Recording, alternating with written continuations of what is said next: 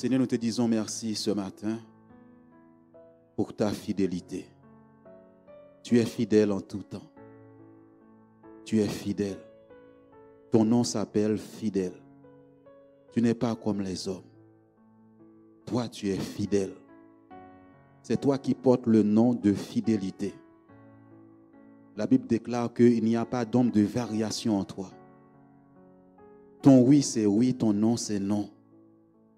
Et nous voulons te dire merci pour toutes tes promesses qui sont oui et amen. Merci, Père. Merci, Seigneur Jésus, Saint-Esprit. Maintenant, de prendre le contrôle de ce temps, dispose nos cœurs. Rends-nous réceptifs à cette parole et qu'elle soit gardée dans nos cœurs par la puissance de ton Saint-Esprit. Merci dans le précieux nom de Jésus-Christ. Amen. Gloire à Dieu, gloire à Dieu. Je le dis et je le répète souvent. Lorsque vous voyez que par moments, la vie est bouleversée autour de vous. Lorsque vous vous sentez attaqué.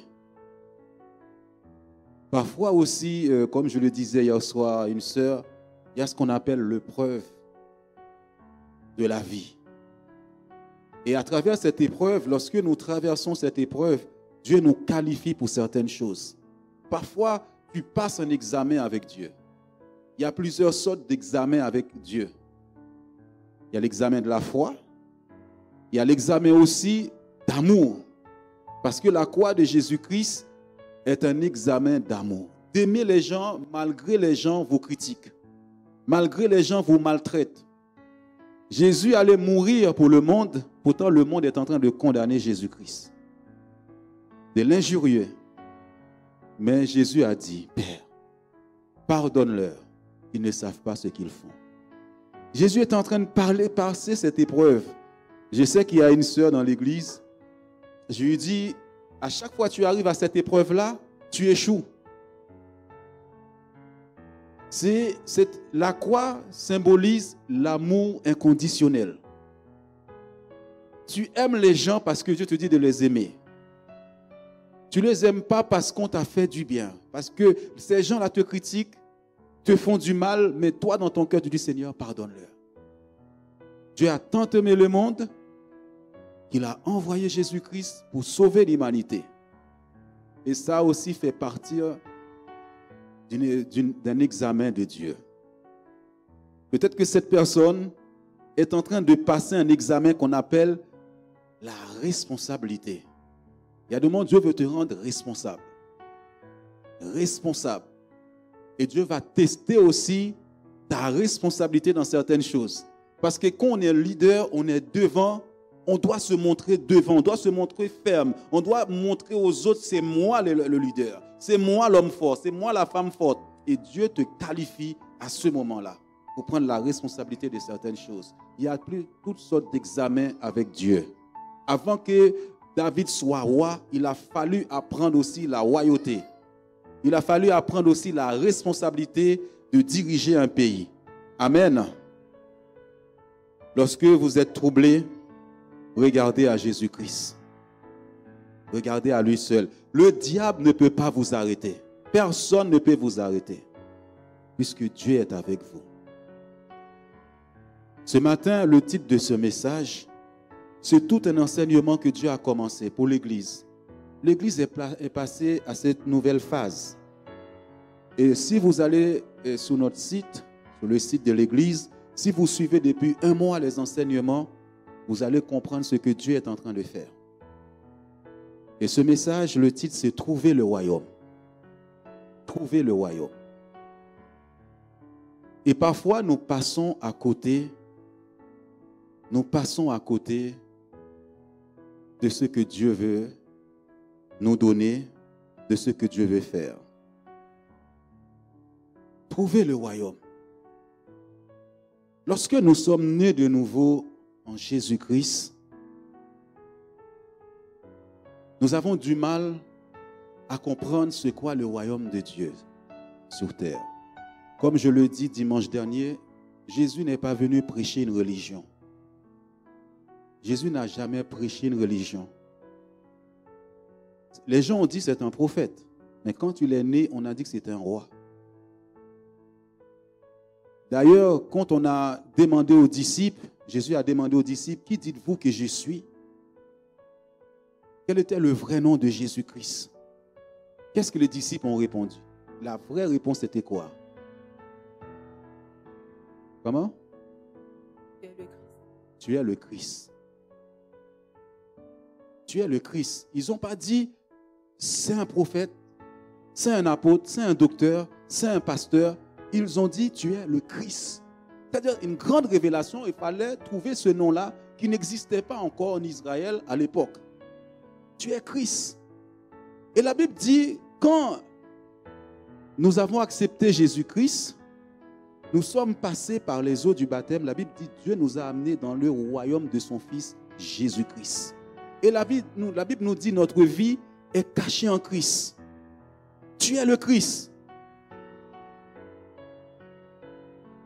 Jésus est venu prêcher un royaume.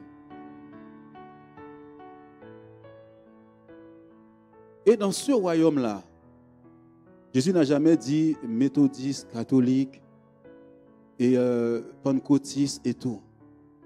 Celui qui a accepté Jésus-Christ doit suivre Jésus-Christ et non pas une religion. Parce que la religion suscite la guerre.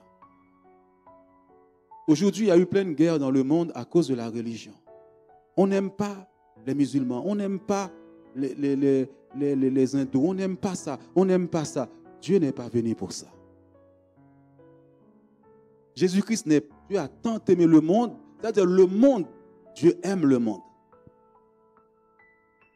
Alors nous allons comprendre ce que Jésus-Christ a voulu nous faire comprendre à travers sa parole.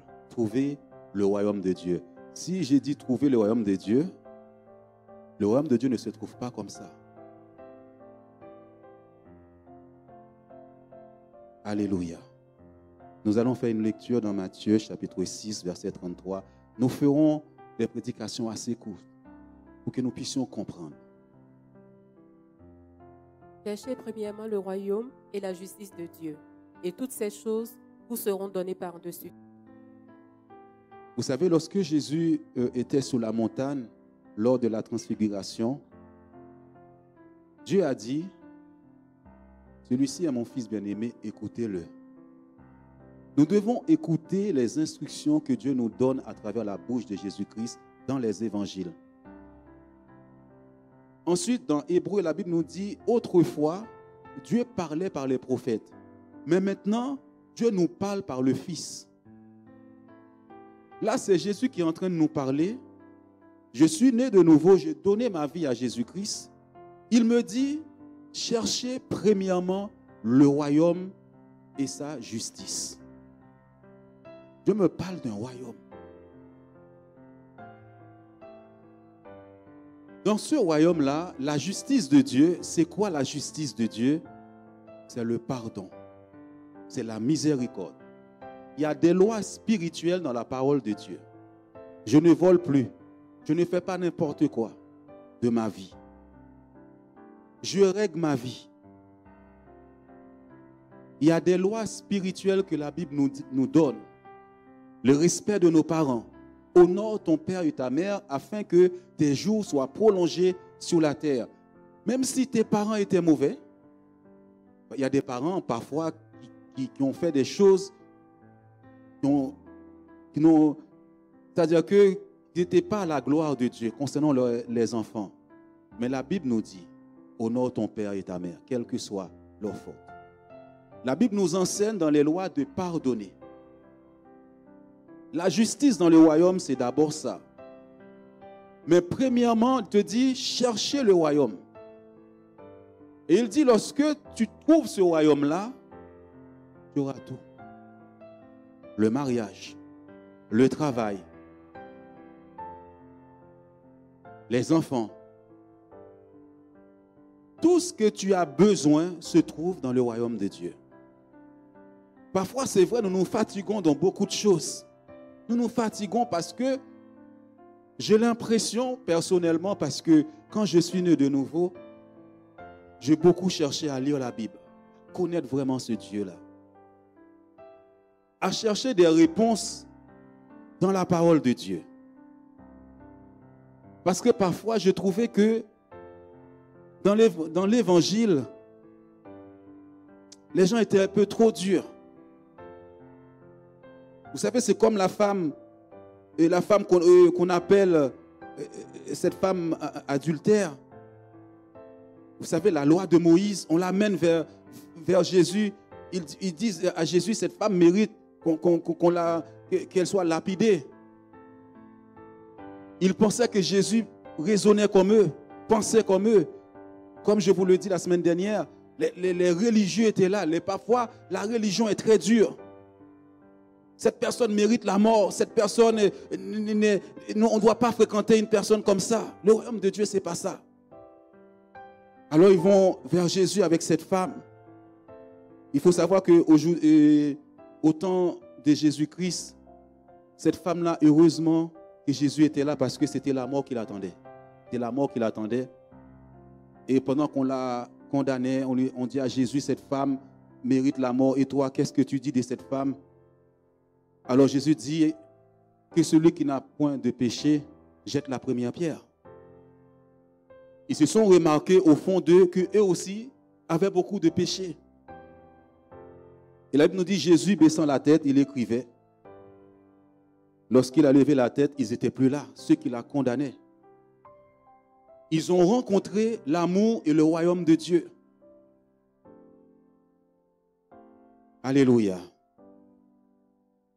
Et Jésus est en train de parler à l'Église, de dire, cherchez le royaume. Mais où se trouve ce royaume? Puisque Jésus-Christ est le Christ, puisqu'il est le Seigneur de ta vie, où se trouve le royaume de Dieu? Et lorsque je lis ce passage, je vais commencer à demander à Dieu, où est-ce que se trouve ce royaume-là? Puisque tu me dis, cherchez le royaume. Quand on dit de chercher, c'est qu'on ne le trouve pas comme ça. C'est quelque chose qui est caché. Caché, mais qui n'est pas introuvable. Mais la première des choses que tu dois faire, c'est d'enlever toute forme de religiosité en toi. D'enlever la méchanceté en toi. Toute forme de préjugé en toi. Toute forme de méchanceté en toi. Peut-être que tu as appris, je ne sais pas, avant de venir à Christ, tu sais, un tel est meilleur, l'autre est comme ça. Dans le royaume de Dieu, nous sommes un en Jésus-Christ. Toutes les nations, comme nous l'avons vu dimanche dernier, tous sont réunis en Christ.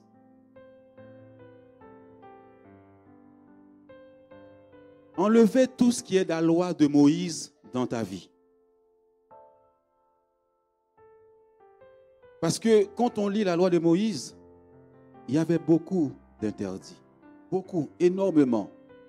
Mais personne n'a réussi à observer la loi de Moïse. Dans le livre de Galates, chapitre 1er. Personne, sauf Jésus-Christ. Parfois, dans une religion, on va vous dire, il ne faut pas s'habiller comme ça, il ne faut pas manger comme ça, il ne faut pas faire ci, il ne faut pas faire ça. On nous enlève la liberté que Christ nous a donnée. C'est vrai que quand tu viens à l'église, tu dois t'habiller de manière respectable. Parce qu'on vient dans la présence de Dieu.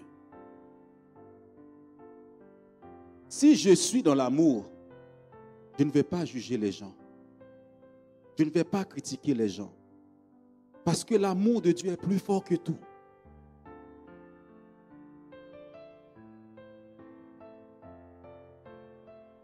Il y a quelque temps, nous avons vu qu'un mystère est caché en nous. Nous sommes une habitation de Dieu en esprit. Nous sommes la maison de Dieu. Et lorsque nous recevons Jésus-Christ dans notre vie, il y a le Saint-Esprit maintenant qui vient nous conduire, nous diriger. Par moments, on l'appelle le conducteur du royaume de Dieu sur terre. Parce qu'au commencement, quand Dieu a créé le ciel et la terre, la Bible dit que l'Esprit de Dieu se mouvait sous les eaux. Tu as besoin du Saint-Esprit dans ta vie pour te faire entrer dans les plans parfaits de Dieu. Ce n'est pas la peine de chercher même le mariage, même le travail, même toutes ces choses. La Bible dit que quand tu cherches le royaume, vous aurez tout ça par-dessus tout. Parfois, nous venons à Christ avec beaucoup d'objectifs. Je veux ça, je veux ça, je veux ça.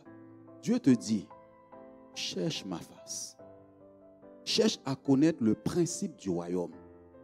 Beaucoup de gens prient, ils ne savent même pas que Dieu habite en eux, que le Saint-Esprit est en eux. Comment veux-tu avoir les choses facilement? Si ces réalités spirituelles ne sont pas dans ta vie, tu n'es pas consciente même que tu es le temple de Dieu. Une habitation de Dieu en esprit, le temple du Saint-Esprit. Le Saint-Esprit s'est emparé de toi. Il faut revenir à la base. Il faut savoir que une fois que tu as accepté Christ, tu as déjà tout pleinement en Christ. Nous avons tout, comme nous l'avons vu, le mystère caché en nous. Est-ce que Dieu peut mentir? Mais nous a appris à prier autrement.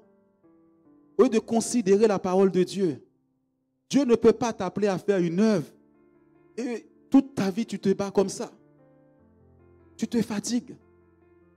C'est qu'il y a quelque chose que nous n'avons pas compris. Il dit, ce sont des œuvres que Dieu a préparées d'avance pour toi. Pour les pratiquer. Alors, dans Galates chapitre 5, verset 13 à 15. Frères, vous avez été appelés à la liberté, seulement ne faites pas de cette liberté un prétexte pour vivre selon la chair, mais rendez-vous à la charité, serviteurs les uns des autres. Car toute la loi est accomplie dans une seule parole, dans celle-ci. Tu aimeras ton prochain comme toi-même. Amen. Oui. Mais si vous mordez et vous dévorez les uns les autres, prenez garde que vous ne soyez détruits les uns par les autres. Amen. Est-ce qu'on peut revenir tout au début? On va décortiquer la Bible, la parole de Dieu un peu. Frère, c'est-à-dire Dieu s'adresse à toi ce matin. Vous avez été appelés à la liberté. La liberté en Jésus-Christ. Il faudra peut-être que j'apporte des enseignements. Par exemple, tu es en train de manger quelque chose, tu vois quelqu'un qui vient d'une autre religion. Oh là là, regarde. Regarde. Il est en train de manger du porc, il est en train de manger ceci, il est en train de manger cela. Pour la liberté, Christ nous a affranchis. Dieu vous dit une chose dans le royaume de Dieu. Si vous lisez la vie de Jésus-Christ, on l'a beaucoup critiqué, mais Jésus allait chez les gens qui avaient des mauvaises vies. On le critiquait pour cela. Aussi, il était prophète. Il aurait su que là où il est entré, là, ce sont des gens de mauvaise vie. Mais Jésus allait là pour leur annoncer le royaume de Dieu, pour leur annoncer l'amour de Dieu. Mais il y a des gens qui disent, il ne faut pas aller chez les musulmans, il ne faut pas aller chez là, il ne faut pas aller ici.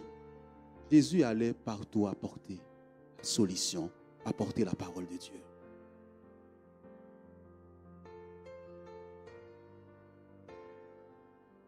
Si tu regardes aux critiques, tu ne vas pas continuer l'œuvre de Dieu. Jésus aussi était critiqué. Mais tous ces gens voyaient en cet homme-là le pardon et l'amour. Il faisait exception de personne. Quelle que soit la vie de la personne, tu dois lui apporter la lumière. Tu dois lui apporter l'amour de Dieu. Seulement ne faites pas de cette liberté un prétexte de vivre selon la chair. Ne cherche pas un prétexte pour faire n'importe quoi. Puisque le Saint-Esprit habite dans ta vie, Dieu est venu habiter en toi. Tu dois avoir un grand respect pour ce Dieu-là dans ta vie.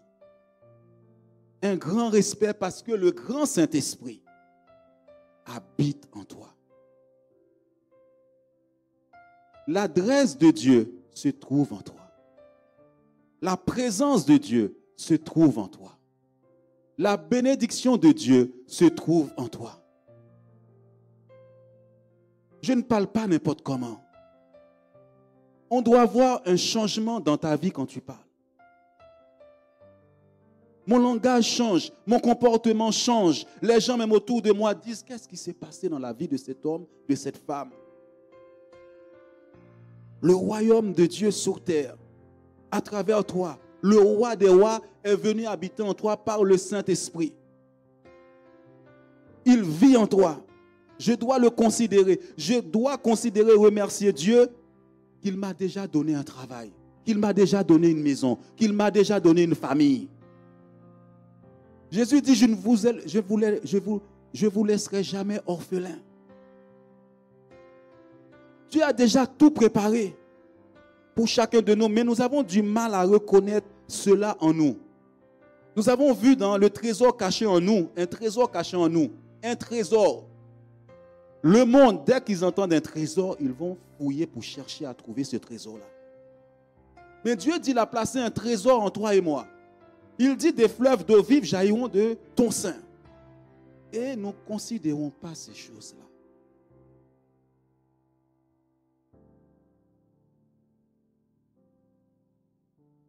Et je vais vous dire une chose. Dans le royaume, il y a un roi. Jésus est le roi. Nous sommes ces rois, roi des rois. Nous verrons aussi toutes ces phases. Il y a 5 phases dans la parole.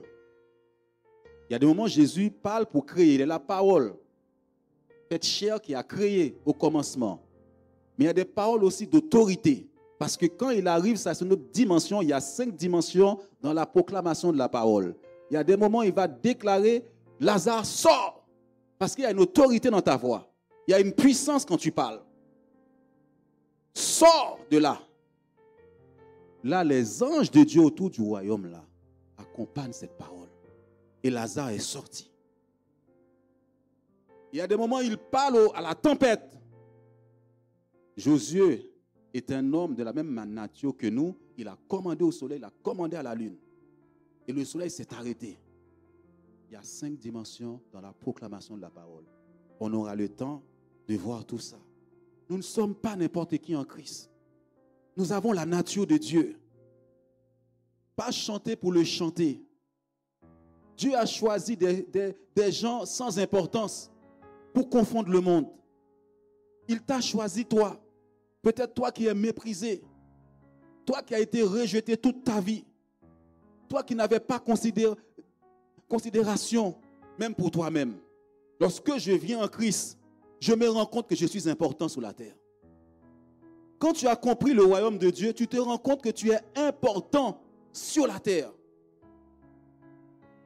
Tu es venu sur la terre pour jouer un rôle, une mission de Dieu sur la terre.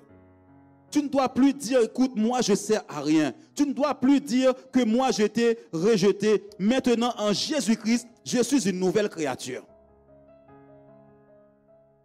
Quel que soit ton passé, quelle que soit ta vie d'avant, là où les gens te pointaient du doigt, Dieu est celui qui vient, il restaure une vie totalement.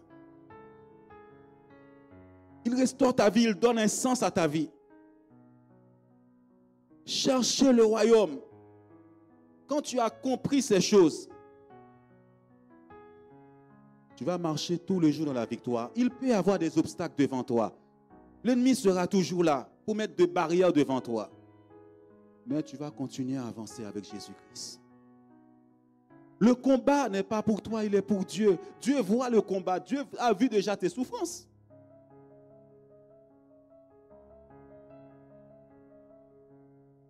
Il faut savoir tout simplement de quel côté tu es. Dans quel royaume que tu es.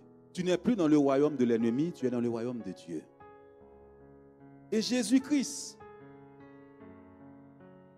t'enseigne. Mais rendez-vous par la charité, serviteurs les uns des autres. C'est-à-dire que, mon frère, ma soeur, je suis là pour lui rendre service. Selon mes possibilités. Par moments, c'est moi, je te sers. Jésus-Christ était avec les disciples. C'était lui qui lavait les pieds des disciples. Ça, c'est-à-dire que Dieu brise toute forme d'orgueil en toi. L'humilité dans le royaume. L'humilité. Quand tu es dans l'église, tu es prêt à servir. Tu es prêt à servir Dieu parce que Dieu t'a sauvé. Et tu sais que Dieu t'a béni aussi. Mon frère a un besoin, je dois l'aider. Ma soeur a un besoin, je dois l'aider. C'est pour cela, à n'importe quel moment, les gens m'appellent pour la prière. Je leur dis, écoute, je vous appelle après, ensuite on va prier. Parfois, il y a des gens qui vous lancent des SOS. Ils ont un besoin. Mais Dieu envoie ces gens, vont vers les gens qui ont un cœur disposé. Qui vont se lever pour aller prier avec la personne. Alléluia. Le royaume est simple. Le royaume de Dieu, c'est tout simplement l'amour. Regardez ce que Jésus va leur dire. Continuez. Car toute la loi est accomplie dans une seule parole. Toute la loi. Toute la loi là, qui était très dure. Il ne faut pas manger ça, il ne faut pas faire ci. Vous savez, la loi de Moïse, c'était un seul peuple. Il ne fallait pas se mélanger aux autres. Moïse, c'était ça.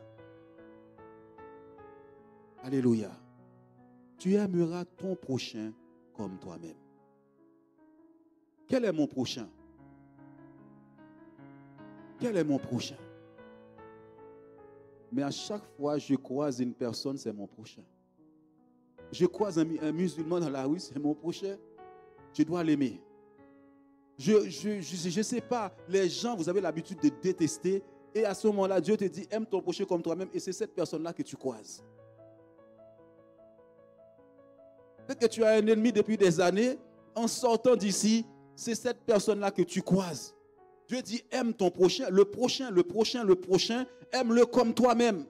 Ah, c'est une parole forte de Jésus-Christ. Comme ta vie. Si je l'aime comme ma vie, je ne souhaite pas sa mort. Je souhaite sa réussite aussi. Si je veux la réussite pour moi, je veux aussi la réussite pour mon ennemi.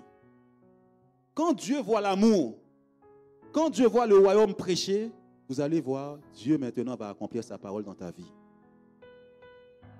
Mon prochain, ça peut être, je ne sais pas, une autre religion que je croise. Mon prochain, ça peut être aussi le sorcier. Le voyou, je ne sais pas, qui fait plein de bêtises dans le quartier, qui empêche les gens de dormir. Mais un jour, je vais lui dire que Jésus t'aime. Tu lui montres de l'amour. Je ne sais pas, peut-être que la personne parfois qui fait beaucoup de bêtises, c'est parce qu'il manque d'amour parfois. Cette personne n'a jamais rencontré l'amour, le véritable. Vous savez, les gens rejettent. Mais un jour, ils croisent le chemin de Jésus-Christ. Ils croisent l'amour. Que Dieu nous aide à prêcher le royaume et à vivre le royaume.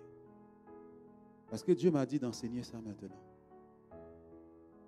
Je n'arrive pas chez le musulman pour commencer à le critiquer sa religion.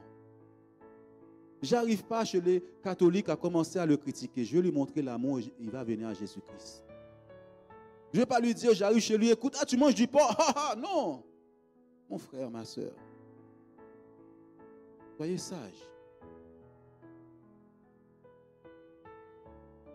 Et je vous ai donné ce témoignage avant de connaître le véritable Jésus-Christ, la parole de Dieu. Je suis né dans une famille, on m'a baptisé très très jeune. Mais on ne m'a pas prêché l'évangile. Vous savez, j'étais très malade. Comme je vous le dis, la mort m'attendait. On avait dit que là, on ne peut plus rien faire pour lui, il va mourir, Jean. Il va mourir. Et à ce moment-là, Dieu s'est présenté à moi. Jésus-Christ s'est présenté à moi. Mais puisqu'on ne m'a pas annoncé l'évangile, eh bien, je suis entré dans une église comme ça. À l'époque, l'église de mes parents. On adorait les idoles et tout et compagnie. Mais un jour, j'ai rencontré une femme qui allait dans une église qui connaissait vraiment la parole de Dieu. Et je suis entré, j'avais mes idoles dans ma poche. J'avais le chapelet dans ma poche. Alors j'avais ma Bible aussi dans mon bureau à l'époque. Alors elle est entrée. Je lui ai dit, regarde, je sers Dieu aussi, regarde mon chapelet, je prie et tout. Elle ne m'a pas critiqué. Elle m'a commencé à faire lire la Bible.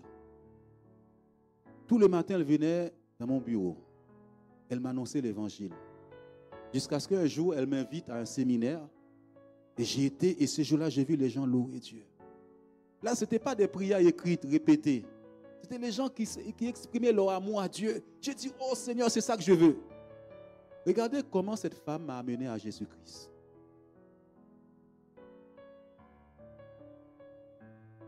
Cherchez le royaume. Tu as tout pleinement dans le royaume. Tu aimeras ton prochain comme toi-même. Seigneur, donne-moi la force d'aimer mon prochain. Que je ne passe pas à côté de quelqu'un dans la rue sans lui dire une parole. Tout le monde pouvait arrêter Jésus. Comme Nathalie l'a dit tout à l'heure, Bartimée était avec toute sa vie mendiant, mais il a vu le Sauveur. Il a crié, Jésus, Jésus, Jésus, sauve-moi. Sauve-moi de mon humiliation. Toute ma vie, je suis comme ça. Dans le royaume, il y a la prospérité. Dans le royaume de Christ, il y a la prospérité. C'est pour ça qu'il dit, il faut trouver le royaume. Dans Matthieu chapitre 13, verset 33, dans Matthieu chapitre plutôt 22, verset 1 à 14, Jésus va donner des instructions concernant le royaume de Dieu. Jésus, prenant la parole, leur parla de nouveau en parabole et il dit, le royaume des cieux est semblable à un roi qui fit des noces pour son fils. Il envoya ses serviteurs appeler ceux qui étaient invités aux noces, mais ils ne voulurent pas venir.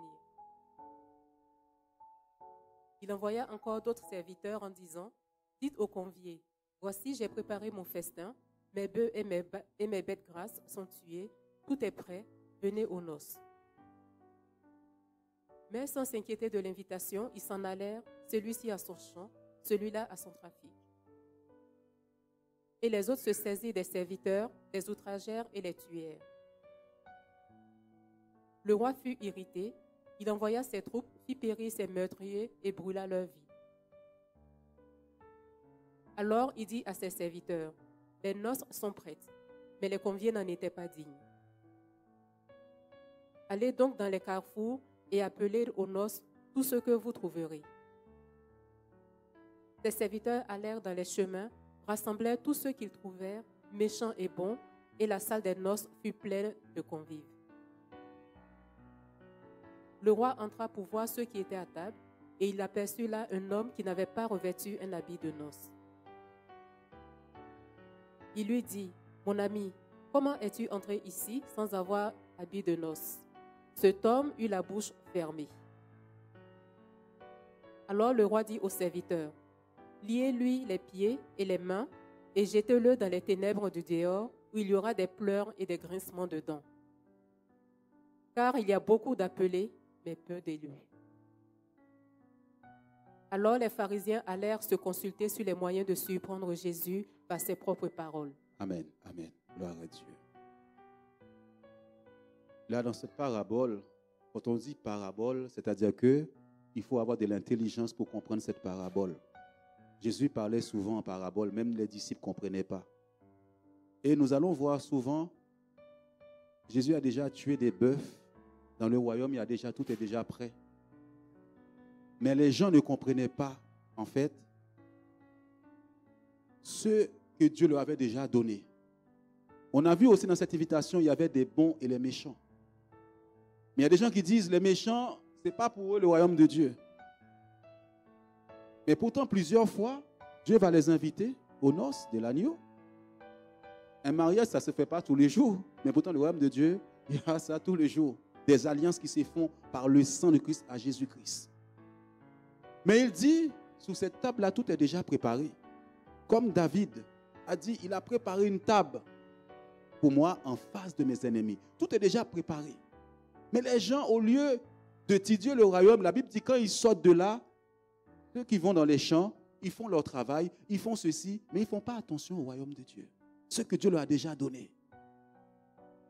Nous avons tout pleinement en Christ.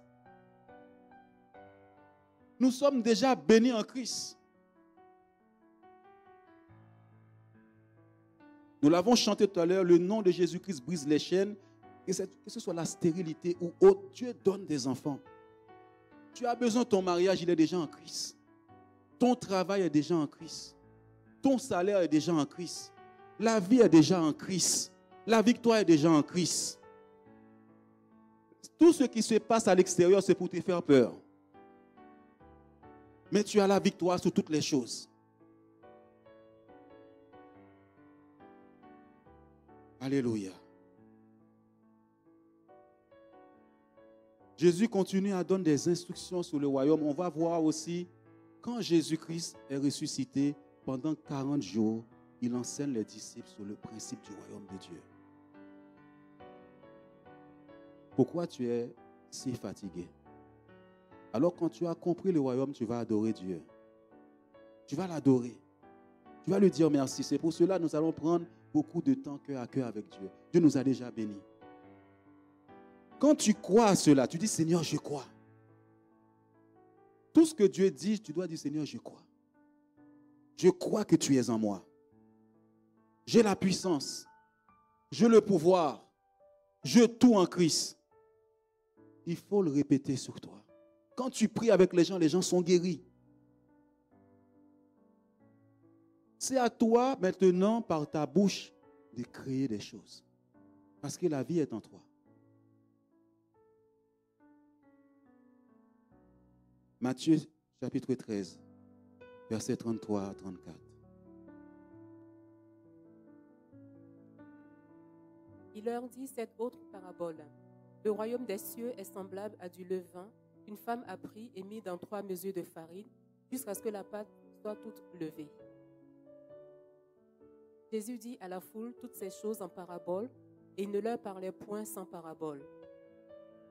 Est-ce que tu peux revenir? Le royaume des cieux. Il leur dit cette autre parabole, le royaume des cieux est semblable à du levain qu'une femme a pris et mis dans 3 mesures de farine jusqu'à ce que la pâte soit toute levée. Nous savons que c'est dans le royaume de Dieu qu'on sème. On ne parle pas d'en haut. C'est pour cela quand Dieu vient en toi, quand Jésus arrive, il dit, le royaume de Dieu est proche, repentez-vous. Quand il parle de repentance, c'est le renouvellement de l'intelligence. Tu dois penser autrement, tu dois voir autrement. Tu voyais ta vie sans importance, tu dois annuler ça maintenant. De voir maintenant ta vie, même si dans la famille, il y a des choses qui se sont passées, tu dois dire maintenant, moi Seigneur, je suis une autre personne en Christ. Vous savez, j'avance avec Dieu à cause de ma fermeté en Christ. Je sais que Dieu m'a réellement saisi, il a changé ma vie. Au départ, ce que tu sèmes là est tout petit. Il faut croire et ça va grandir, ça va prendre de l'ampleur. Commencez par les petites choses. On a commencé avec 2-3 personnes dans cette église. Nous devons dire merci déjà à Dieu pour tout ce qu'il a déjà fait. 3 personnes. Regardez tout ce que Dieu a fait. Des mariages, des baptêmes. Une salle. Et Dieu, c'est nous-mêmes qui payons. Sans être 2 personnes. 3, 4 personnes. Et nous n'avons rien vu encore. Tu n'as rien vu encore de ta vie. Ce n'est que le commencement avec Dieu. C'est ça le royaume. Parce que Dieu a placé un projet en toi. Il commence quelque part avec ce projet. Ne doute pas de la fidélité de Dieu. Et Jésus nous enseigne le royaume. Quand je vois les jeunes qui se sont baptisés, je bénis Dieu pour ça. Ce sont des commencements en Christ. Ce sont des semences dans le royaume. L'année dernière, il y avait le mariage, on a dit c'est une porte qui s'ouvre. Et cette année, il y a eu un mariage. Ce sont des semences qui commencent à s'ouvrir. Alléluia. Gloire à Dieu. Gloire à Dieu. Il faut qu'on commence par quelque chose. Il faut que la porte s'ouvre. Et la sœur Marie a été celle qui a baptisé cette porte. Alléluia. Alléluia. Gloire à Dieu. On a vu dernièrement, Whitley s'est fait baptiser. Noémie, elle a 14 ans. Whitley a 18 ans. Jessica a combien? 18. C'était la semaine dernière, le baptême de Jessica. C'est des portes qui s'ouvrent pour la jeunesse. Amen. Il faut un commencement. C'est ça le royaume de Dieu. Dieu est fidèle. Dieu est fidèle. Avant que tu deviennes grand, Dieu doit t'apprendre l'humilité, que tout vient de lui. Ça ne vient pas d'un homme, ça vient de Dieu. Et nous devons considérer toutes ces choses et dire merci à Dieu. Et avant la naissance de cette église, il y a eu tellement de combats. On a dit tellement de choses. Mais on a persévéré. La sœur Nathalie, la sœur Nocia qui n'est pas là, la sœur Valérie, toutes les autres personnes qui sont venues. On a persévéré. Il y a la persévérance dans la foi. Lorsque vous voyez l'église est attaquée, vous ne devez pas dire, mais qu'est-ce qui se passe? Il faut regarder déjà toutes les attaques qu'on a eues avant. Toutes les attaques qu'il y a eu, on pensait même que c'était fini. Mais subitement, on voit une porte qui s'ouvre. Dieu va ouvrir une porte devant nous, devant toi, au nom de Jésus-Christ. Dans le nom de Jésus-Christ, ne regardez pas le combat. Et je vais te dire une chose. Quand tu vois que le combat fait rage autour de toi, il y a une bénédiction qui t'attend devant. Quand tu te sens oppressé, quand tu sens que l'ennemi est en train de t'oppresser, il essaie de te faire peur, il y a une porte qui va s'ouvrir, il y a une bénédiction qui arrive. Dieu est avec nous, Dieu est avec toi. Luc, chapitre 17. Non, c'est ça, hein? 20 à 22. Les pharisiens demandèrent à Jésus quand viendrait le royaume de Dieu. Il leur répondit, le royaume de Dieu ne vient pas de manière à frapper les regards. On ne dira point, il est ici ou il est là, car voici, le royaume de Dieu est au milieu de vous. Il dit aux disciples, des jours viendront où vous désirerez voir l'un des jours du Fils de l'homme et vous ne le verrez point. On vous dira, il est ici, n'y allez pas, ne courez pas après. Il y a un verset que je voulais chercher, je pense que je ne l'ai pas donné. En fait, il disait que Jésus disait des secrets cachés aux gens. Ces paraboles étaient des secrets. Quand on dit un secret, on n'a pas la révélation comme ça. Jésus était en train de révéler aux disciples des secrets cachés. Et la semaine prochaine, pas la semaine prochaine, c'est le culte familial. Je reviendrai sur les secrets cachés. Il y a un trésor caché en toi. Il dit que le royaume de Dieu, le royaume, il ne vient pas de manière à frapper le regard.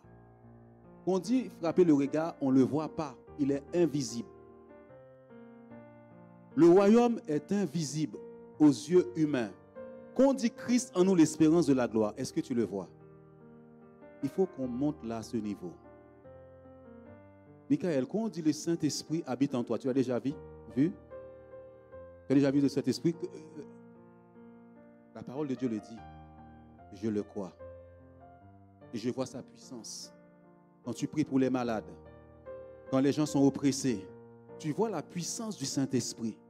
Il dit, ce royaume-là ne vient pas de manière à frapper le regard. Tout est en toi. Cherchez ce que Dieu a mis en toi. Cherchez toute la puissance que Dieu a donnée. Toutes les bénédictions. Mais il y a une manière de le faire couler. Puisqu'il dit des fleuves d'eau vive jailliront, il y a une manière de faire paraître le royaume.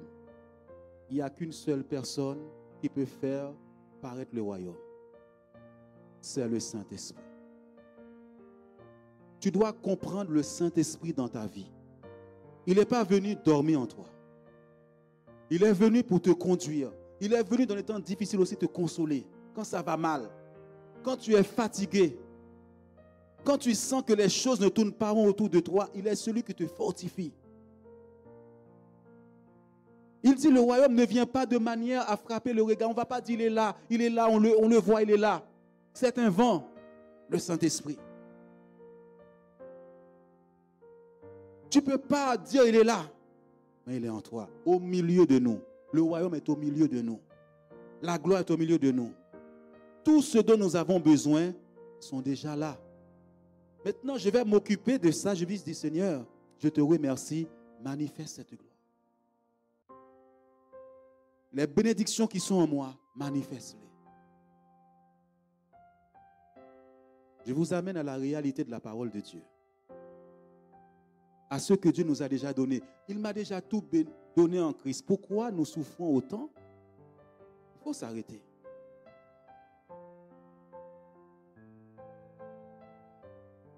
Jean 14, verset 16, et je vais vous laisser avec ce verset. On parlera beaucoup du Saint-Esprit après. Et moi, je prierai le Père, et il vous donnera un autre consolateur, afin qu'il demeure éternellement avec vous. L'Esprit de vérité que le monde ne peut recevoir, parce qu'il ne le voit point et ne le connaît point. Mais vous, vous le connaissez, car il demeure avec vous et il sera en vous. Amen. Je ne vous laisserai pas orphelins, je viendrai à vous. Amen. L'Esprit de vérité. Nous le connaissons. Le monde ne peut pas le voir. Il n'est pas visible. Que le monde ne peut recevoir parce qu'il ne le voit point et ne le connaît point. Nous le connaissons. Il n'est pas visible à l'œil nu. Mais la Bible me dit quelque chose. Mais vous, vous le connaissez car il demeure avec vous. Il sera en vous. Et quand il vient, c'est pour vous conduire dans les choses de Dieu, à préparer d'avance pour nous. Je ne dois pas ignorer la présence du Saint-Esprit en moi. Je ne dois pas ignorer la présence du Saint-Esprit dans l'Église. Lorsque ça ne va pas, comme je viens de le dire, il est le consolateur. Demande au Saint-Esprit de te consoler. S'il y a des choses qui t'ont fait mal, qui t'ont fait souffrir, demande-lui, console-moi. J'ai besoin de consolation. Parfois, dans l'œuvre de Dieu, il y a des moments difficiles. Dans la vie, il y a des moments difficiles de déception. Les gens vont vous décevoir et vous pleurez. Demande au Saint-Esprit, console-moi. Alléluia. Parce qu'il est en moi, parce qu'il est là. Où est le chemin que je dois prendre maintenant? Qu'est-ce qui se passe autour de moi? Il va te dire, reste tranquille. Reste en paix. Tu sens le trouble autour de toi. Toutes ces choses, le Saint-Esprit va te dire, reste en paix, je suis là. Parfois, on fait des prières parce qu'on a peur. Seigneur, viens, Seigneur. Non. Il y a des moments où l'ennemi fait beaucoup de bruit autour de toi. Il est en toi. Voici la parole que Dieu m'a donnée pour vous. Là, nous n'allons pas dans beaucoup de bruit ces derniers temps. Pour que nous soyons enseignés sur le royaume de Dieu et cette présence en nous. On va se lever, s'il vous plaît. Vous allez juste répéter après moi. Seigneur Dieu, je te dis merci ce matin et je te rends grâce. Seigneur, je le crois ce matin. Je ne veux pas seulement le répéter. Je vais considérer que j'ai la nature de Dieu en moi. Que le Saint-Esprit habite en moi. Que la puissance du Saint-Esprit habite en moi. Je vais me laisser conduire par le Saint-Esprit. Qu'il domine totalement ma vie. Qu'il règne totalement sur moi. Seigneur, je suis conscient aussi de ta parole, que tu m'as déjà béni, que tu es le Christ. Ton nom est Christ et Christ habite en moi. Cet héritage est en moi. Tu me dis tout simplement d'aimer tout le monde, de considérer tout le monde et de pardonner aux autres.